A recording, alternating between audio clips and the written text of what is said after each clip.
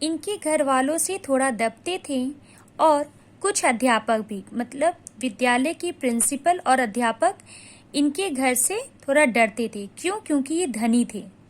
और भी कारण था क्या कि प्रधानाचार्य के दबने का कारण तो यह था कि जब कॉलेज की इमारत में, जब कॉलेज की बिल्डिंग बन रही थी, तो इनमें से 2 लड़कों के दादा ने कॉलेज को काफी धन दिया था। वास्तव में वे अच्छे लोग थे। दादा अच्छे व्यक्ति थे जिन्होंने धन देकर कॉलेज की बिल्डिंग तैयार की। इन बच्चों की तरह वह नहीं थे। भानुशंकर, त्रिभुवन और मोहन की तरह बुरे विचार वाले नहीं थे। इन बच्चों के दिमाग में था कि ये अच्छे घर से हैं, किसी प्रकार की कोई समस्याएं नहीं है, इन्हें नौकरी नहीं करनी है, दादा परदादा और पिता के द्वारा किए गए व्यापार मतलब बिजनेस में ही इन्हें बैठना है और अपनी आगे चलाना है। नौकरी तो चाहिए नहीं थी, क्योंकि नौकरी अगर करनी होती तो ये मेहनत और लगन से, मन से पढ़ाई करते। इस प्रकार की किसी तरह की इन्हें चिंता नहीं थी। करीब 1 घंटा बीत गया। माँ फिर आई। चलो खाना खा लो। जो हुआ सो हुआ। तुमने गलती की। अपने अध्यापक का अपमान नहीं करना चाहिए। मैं खाना नहीं खाऊंगा, राम ने कहा। राम रो पड़ा। मैंने सचमुच बहुत बड़ी गलती की है। मैंने अध्यापक का अपमान किया है। मैं मुंह दिखाने लायक भी नहीं रहा। मैंने कितनी बड़ी गलती की है। अब इसे पूरी कहानी सोचने पर अब वो बोलता है कि मैंने बहुत बड़ी गलती की है। मैं अध्यापक को मुंह नहीं दिखा सकता।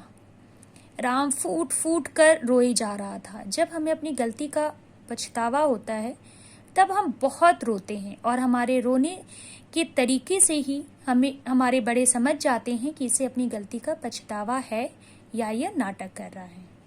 बेटे को रोता देखकर माँ भी रो पड़ी और बहन की आंखों में भी आंसू आ गए। अब तक राम के पिता भी आ चुके थे। वे जैसे ही कमरे के अंदर आए, राम और जोर से बिलख उठा। क्यों? क्योंकि राम के पिता राम से बहुत नाराज थे। वह उन्हें देखकर और जोर जोर से बिलख कर रोने लगा। बिलखना मतलब जोर जोर से रोना। पिताजी, मुझे माफ कर दीजिए। मुझसे सचमुच भारी गलती हो गई है। राम अपने पिता से माफी मांगता है, रोता है।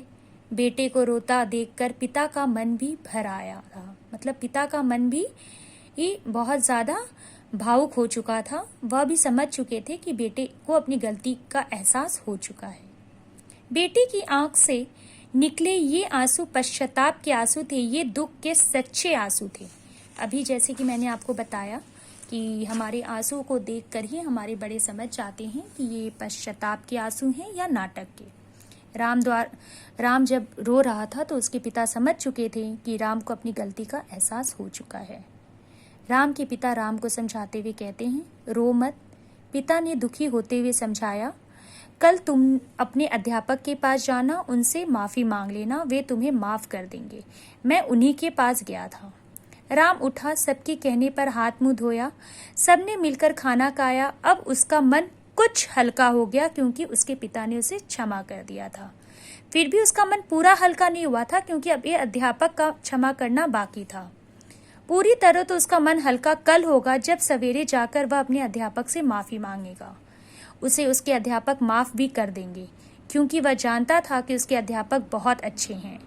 राम ने अपने अध्यापक से माफी मांगने के निश्चय के साथ साथ यह भी निश्चय कर लिया कि वह भानुशंकर, त्रिभुवन और मोहन जैसे साथियों को छोड़ देगा, जिसके कारण उसके स्वभाव में दोष आ गया था। अब वह मेहनत से पढ़ेगा और अच्छे साथियों के साथ रहेगा। अंत में राम को यह एहसास हो चुका था कि उससे गलती हुई है। वह अपने पिता से माफी मांगता है और पिता के कहने पर वह अध्यापक से भी माफी मांगने के लिए तैयार हो जाता है, और मन ही मन यह निश्चय भी कर लेता है कि जिस बुरी संगति के प्रभाव के कारण राम के व्यवहार में यह बुरा प्रभाव आया था, वह संगति छोड़ देगा, अर्थात त्रिभुवन, भानुशंकर और मोहन से दोस्ती नहीं करेगा। अब वह पहले से भी अधिक मेहनत करेगा और अच्छे साथियों के साथ रहेगा। यहाँ हमारा पाठ समाप्त होता है बच्चों। अगली वीडियो में हम प्रश्न उत्तर करेंगे। धन्यवाद।